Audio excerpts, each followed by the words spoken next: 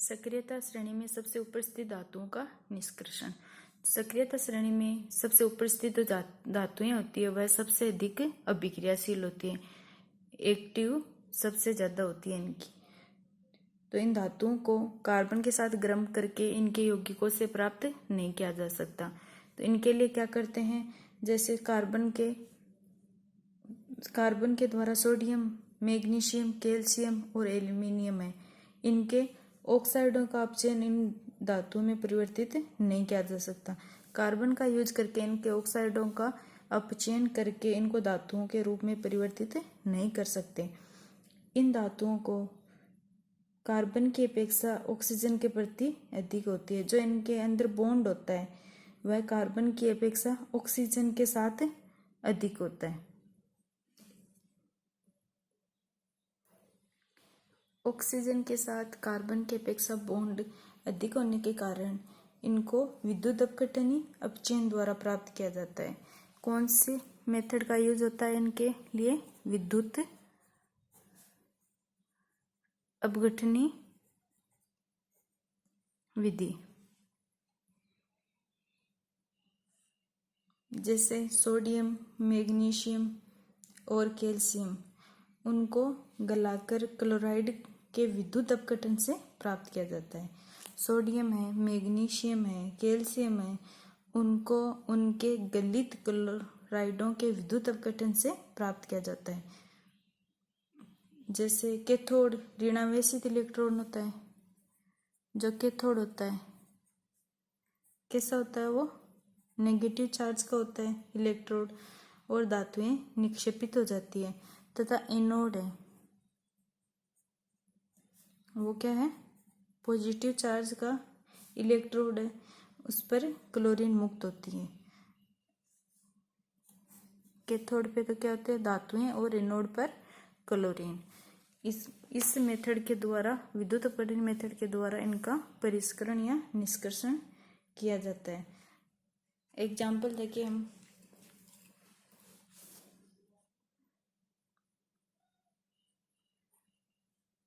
Cathode पर कैसे reactions होती है, सोडियम प्लस इलेक्ट्रॉन माइनस, तो क्या बनाता है, सोडियम। ये पॉजिटिव चार्ज और नेगेटिव चार्ज क्या हो जाते हैं, एक दूसरे को कैंसिल कर देते हैं और क्या हो जाता है, सोडियम।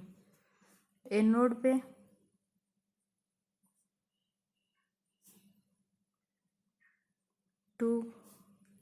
Cl2 और 2 इलेक्ट्रॉन मुक्त कर देता है, फ्री कर देता है।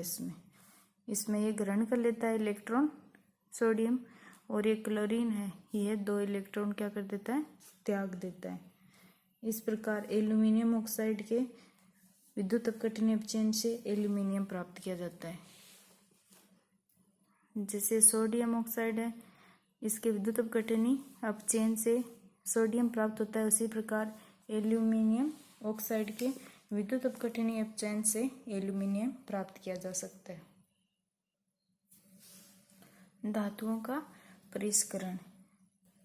धातुओं से अपद्रव्य या उसमें स्थित अशुद्धियों को हटाने के लिए विद्युत अपघटनी अपचयन विधि है, वह सबसे उपयोगी विधि है। इसमें हम एक कैथोड और एनोड लेते हैं। इसमें ये नेगेटिव सिरा है और ये क्या है, पॉजिटिव। कैथोड होता है, उस पे नेगेटिव चार्ज होता है, और एनोड पे पॉजिटिव चार्ज होता है। एनोड से जब हम रिएक्शन करवाते हैं, इसमें अम्लीकृत कॉपर सल्फेट का विलयन लेते हैं। इसके अंदर जो एक टैंक लिया हमने, उसके अंदर अम्लीकृत कॉपर सल्फेट का विलयन लेते हैं, और ये जिसमें जो रिएक्शन होती है उसके पश्चात जो अपद्रव्य या अशुद्धियां हैं वह नीचे एकत्रित हो जाती है, जिसको क्या बोलते हैं, एनोड पंख बोलते हैं। इसमें एनोड से Cu2+ फ्री होता है, जो कैथोड से ग्रहण कर लेता है Cu2+ को। विद्युत अपघटनी अपचयन विधि में कॉपर, जिंक, निकल, चांदी और सोना, इनकी जो धातुएं हैं उनका परिष्करण किया जाता है इस धातु विद्युत अपघटनी अपचयन मेथड द्वारा। इस प्रक्रम में क्या होता है, जो अशुद्ध धातु है उसको तो क्या बोलते हैं एनोड तथा शुद्ध धातु की पतली परत को कैथोड बनाया जाता है। जो अशुद्ध धातु होती है वो तो क्या उसकी पतली परत को तो क्या बनाते हैं एनोड बनाते हैं, और जो शुद्ध धातु है उसकी पतली परत को क्या बनाते हैं कैथोड बनाते हैं। जो धातु के लवण है उसके विलयन का उपयोग विद्युत अपघट्य के रूप में किया जाता है। धातु के लवण के विलयन का उपयोग विद्युत अपघट्य से जब धारा प्रवाहित किया जाते हैं तो एनोड पर स्थित अशुद्ध धातु विद्युत अपघट्य में घुल जाती है। जो ये अशुद्ध धातु है वो एनोड से मुक्त होकर क्या करती है, इस अपघट्य में घुल जाती है, और इतनी मात्रा में शुद्ध धातु है वह विद्युत अपघट्य से कैथोड पर निक्षेपित हो जाती है, कैथोड पे जमा हो जाती है। एनोड से अशुद्ध धातु विद्युत अपघट्य में फ्री होती है और उतनी ही मात्रा में विद्युत अपघट्य से शुद्ध धातु कैथोड पे जमा हो जाती है। और इसमें जो विलय में अशुद्धियां हैं वह क्या होती है, इस विलयन में चली जाती है तथा अविलय अशुद्धियां एनोड की तली पर निक्षेपित हो जाती है। जो इससे अशुद्धियां निकलती है, इस अविलय में जितनी भी अशुद्धियां होती है वो सभी एनोड की तली या एनोड के नीचे तल में एकत्रित या निक्षेपित हो जाती है, जिससे क्या बोलते हैं एनोड पंख बोलते हैं। इस मेथड को क्या बोलते हैं विद्युत अपघटनी परिष्करण।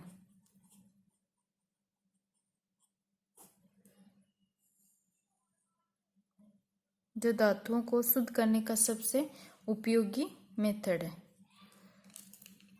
इसमें क्या देखा हमने, एनोड और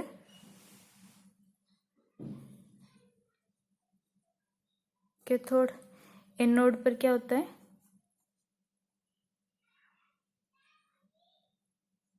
अशुद्ध कोई भी धातु जैसे तांबा है, और कैथोड पे क्या होता है शुद्ध धातु या तांबा। और विलयन में क्या होता है, जो इसका ये सॉल्यूशन या विलयन होता है उसमें क्या होता है कॉपर सल्फेट या किसी भी धातु का सल्फेट और तनु सल्फ्यूरिक अम्ल। बहुत ही कम मात्रा में होता है ये, सूक्ष्म मात्रा में। हमने कॉपर को परिष्करण करने का मेथड देखा है। इसमें तो हमने क्या लिया है, एनोड पे अशुद्ध कॉपर और कैथोड पे शुद्ध तांबा, और सॉल्यूशन में क्या हो गया कॉपर सल्फेट। और विद्युत अपघट्य से विद्युत धारा को प्रवाहित करने पर एनोड से अशुद्ध धातु विद्युत अपघट्य में निकल जाती है, और विद्युत अपघट्य से उतनी ही धातु कैथोड पर निक्षेपित हो जाती है, और अविलय अशुद्धियां एनोड की तली पर जमा हो जाती है, जिसे एनोड पंख बोलते हैं। अब हम देखेंगे संक्षारण। संक्षारण में क्या होता है, धातुएं अपने आसपास में एसिड और आर्द्रता व वायु आदि के संपर्क में आने पर संक्षारित हो जाती है। संक्षारण मतलब उनपे काली परत चढ़ जाती है, जिसे हम बोलते हैं जंग लगना। धातुएं अपने आसपास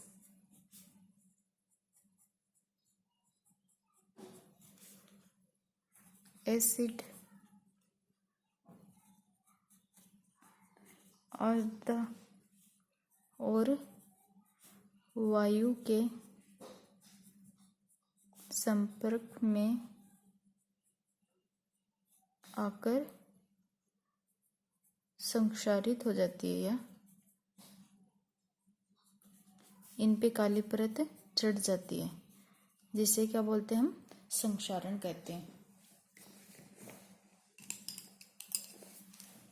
पहला हम देखें सिल्वर का।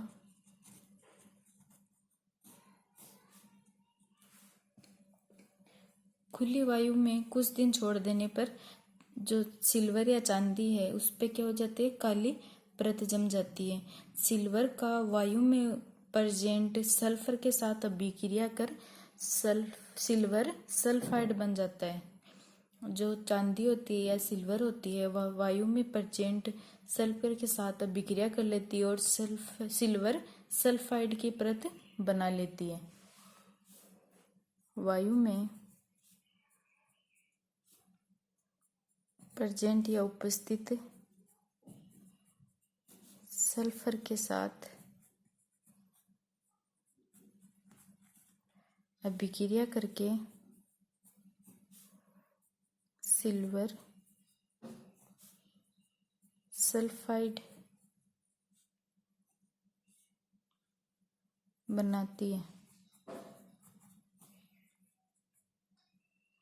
जिससे क्या हो जाती है, यह वस्तु काली हो जाती है, जिसके कारण वस्तु काली हो जाती है।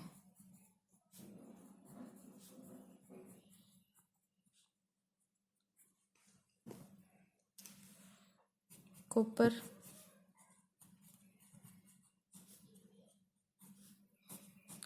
भी वायु में उपस्थित आर्द्र कार्बन डाइऑक्साइड के साथ अभिक्रिया करता है, जिससे इसकी सतह से भूरे रंग की चमक धीरे धीरे खत्म हो जाती है। कॉपर है वह कार्बन डाइऑक्साइड के साथ अभिक्रिया करने से इनकी जो ऊपरी सतह है भूरे रंग की चमकीली सतह है वह धीरे धीरे खत्म हो जाती है तथा हरे रंग की परत चढ़ जाती है। यह हरा पदार्थ कॉपर कार्बोनेट होता है। कॉपर आर्द्र CO2 के साथ अभिक्रिया करके हरे रंग का कॉपर कार्बोनेट बनाता है। तांबे के बर्तन देखते हैं हम। कॉपर या तांबे के जो हमारे पास लोटा जग कुछ भी होता है उस पे अगर हम उसको बाहर खुला रख देते हैं या छोड़ देते हैं तो वह वायु में उपस्थित CO2 के साथ अभिक्रिया कर लेता है और उसके ऊपर जो ब्राउन या भूरे रंग की वो चमक होती है तांबे के बर्तन पे वो तो खत्म हो जाती है और उसकी जगह हरे रंग की एक परत चढ़ जाती है, जिसे हम क्या बोलते हैं, कॉपर कार्बोनेट। थर्ड हम देखें लोहा।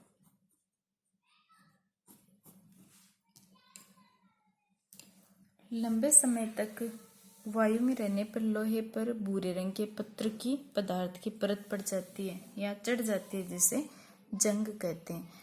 जो नमी युक्त वायु या आर्द्र वायु होती है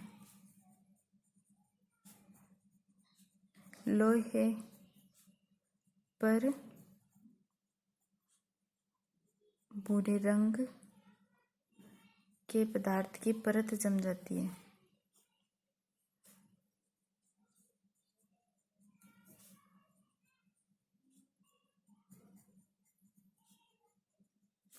जिसे जंग कहते हैं।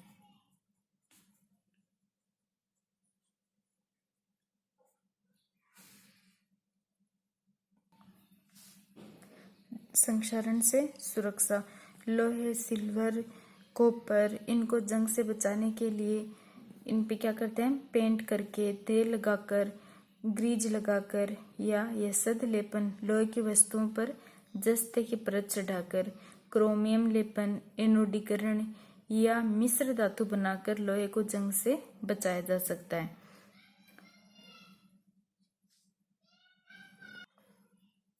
यह सद लेपन क्या होता है, लोहे व इस्पात को जंग से सुरक्षित रखने के लिए या जंग लगने से बचाने के लिए उन पर जस्ते या जिंक की पतली परत चढ़ा दी जाती है, जिसे हम क्या बोलते हैं, यह सद लेपन कहते हैं। धातु के गुणधर्मों को बेहतर बनाने के लिए सबसे अच्छी विधि क्या होती है, मिश्रात्वन होती है। इसके अनुसार क्या करते हैं कि धातु के अत्यंत गुणधर्म प्राप्त कर सकते हैं। जैसे लोहा है वह सर्वाधिक उपयोगी धातु है, सबसे अधिक उपयोग में लिया जाता है, लेकिन शुद्ध अवस्था में इसका उपयोग नहीं किया जा सकता। इसलिए क्या करते हैं, शुद्ध लोहा अत्यंत नरम होता है, इसलिए इसका उपयोग शुद्ध रूप में नहीं कर सकते। तो हम क्या करते हैं, इसमें गर्म व थोड़ा कार्बन मिला लेते हैं, तो यह क्या हो जाता है, कठोर तथा प्रबल हो जाता है। कठोर प्रबल होने के कारण क्या होता है, इससे आसानी से हम कुछ भी बना पाते हैं। लोहे के साथ निकल एवं क्रोमियम मिलाने पर हमें क्या प्राप्त होता है, स्टेनलेस इस्पात प्राप्त होता है। लोहा प्लस निकेल और क्रोमियम, इन तीनों को मिलाकर क्या बनाते हैं हम, स्टेनलेस स्टील या इस्पात। हम बर्तन पे देखते हैं, किसी भी स्टील के बर्तन पे उस पे लिखा होता है स्टेनलेस स्टील या इस्पात। उसका मतलब क्या होता है, उसमें लोहा, निकल और क्रोमियम तीनों का मिश्रण होता है, जिससे क्या हो जाता है, कठोर होता है तथा इसमें जंग भी नहीं लगता। इसी प्रकार लोहा के साथ अन्य पदार्थ मिश्रित कर सकते हैं। इसी प्रकार जो लोहे से में हम दूसरी धातुएं मिलाकर जो स्टेनलेस इस्पात प्राप्त करते हैं, तो इन धातुओं को क्या बोलते हैं, जो हम मिला देते हैं उनको समांगी मिश्रण, धातुओं का समांगी जो मिश्रण होता है उसको क्या बोलते हैं, हम मिश्र धातु कहते हैं। और इनको मिलाने के लिए क्या करते हैं, हम जो मूल धातु होती हैं इनकी, उनको हम गलित अवस्था में लाते हैं या उनको पहले गला लेते हैं, और उसके पश्चात दूसरे तत्वों को एक निश्चित अनुपात में इनमें विलय कर लेते हैं। इनको अलग अलग गला लेते हैं और लोहे में इनको निश्चित अनुपात में या निश्चित मात्रा में हम मिला लेते हैं। यदि कोई एक धातु पारद है तो इसके मिश्र धातु को अमलगम कहते हैं। अगर कोई भी मिश्रण है उसमें एक धातु क्या है, पारद, तो उसका जो मिश्रण होता है उसको हम क्या बोलते हैं, अमलगम। पारद के साथ बनी हुई कोई भी मिश्र धातु क्या कहलाती है, अमलगम कहलाती है। शुद्ध धातु की अपेक्षा उसके मिश्र धातु की विद्युत चालकता तथा गलनांक क्या होता है, कम होता है। एग्जाम्पल के रूप में हम देखें, तांबा एवं जस्ता की मिश्र धातु क्या होती है, पीतल, और तांबे व टिन की क्या होती है, कांसा। तांबा और जिंक की जो मिश्र धातु हम बनाते हैं उसको क्या बोलते हैं, हम पीतल बोलते हैं। और तांबे और टिन की जो मिश्र धातु है वह क्या कहलाती है, कांसा, जो क्या होते हैं, विद्युत के कुचालक हैं। लेकिन तांबे का उपयोग विद्युत परिपथ बनाने में किया जाता है। सीसा एवं टिन की मिश्र धातु क्या कहलाती है, सीसा प्लस टिन की मिश्र धातु क्या कहलाती है, सोल्डर, जिसका गलनांक भी क्या होता है, बहुत कम होता है। और इसका उपयोग विद्युत तारों की परस्पर वेल्डिंग के लिए किया जाता है। किसके लिए किया जाता है, तारों की परस्पर वेल्डिंग पे इनका यूज किया जाता है।